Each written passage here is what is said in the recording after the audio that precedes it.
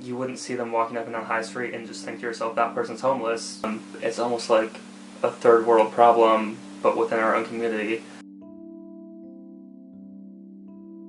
Well, I think that the vast majority of kids that end up in foster care have probably been through a lot, some trauma in their lives. Not everybody. But statistically, about 50% of the kids who are in foster care have mental health problems.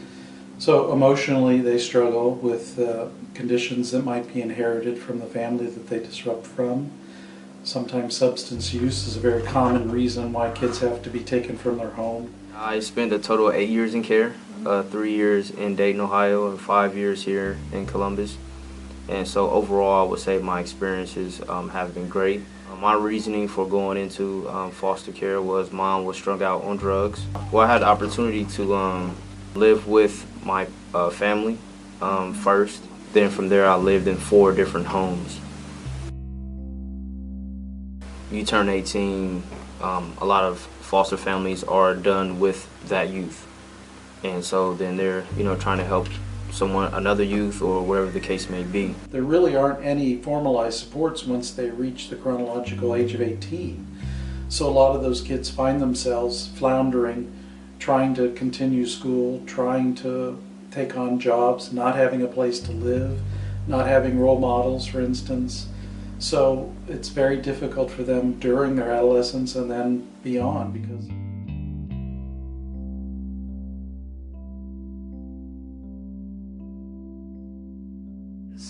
so much of the lives these people are living and have lived is completely out of their control. It has to do, in a large part, on the families they were born into and the resources they had. My job at Star House is, my position is called a monitor, so really I'm just there to check people in. Star House started as a research project back in 2006 through OSU's Department of Education and Human Ecology, and kind of as it got going, the staff realized how much of a need there was for the service they offer, which is they're a drop-in center for homeless youth in Columbus. The rec center was a safe haven for us. I use the analogy of going by the dice game, passing through the drug house just to get to the rec center. I actually still communicate with some of the youth that I grew up playing with during those years. And so I can't say enough of how much rec centers mean to urban communities. I think everybody, regardless of the situation that they're in, needs this sort of family to say, for you to just say, you know what, growing up is sort of tough, and for the person sitting right next to you to say, yeah, it is, but I'm gonna walk that path with you, and we're in it together. A lot of these youths have been brought up to not trust institutions or government or the police for that matter, and I think that's a huge reason why they're not staying in shelters, and the big reason why they're coming to us is because everything's very confidential.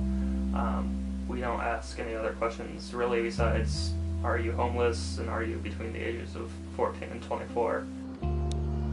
When you take the time to go and serve other people, when you include that in that schedule that you're running every day, you begin to see other things as important. Those assignments and tasks kind of take the back burner, and you start thinking about sort of bigger questions of the world, about injustice and fairness and poverty and what you can do in order to alleviate those things.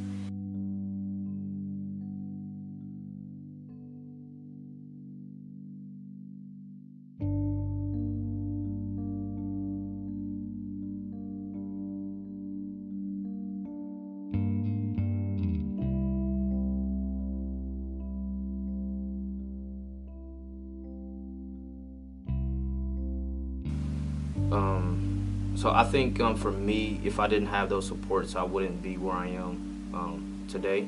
And so I've been able to establish relationships from members of my church, from doing advocacy work for foster youth. These sort of things has been very helpful for me.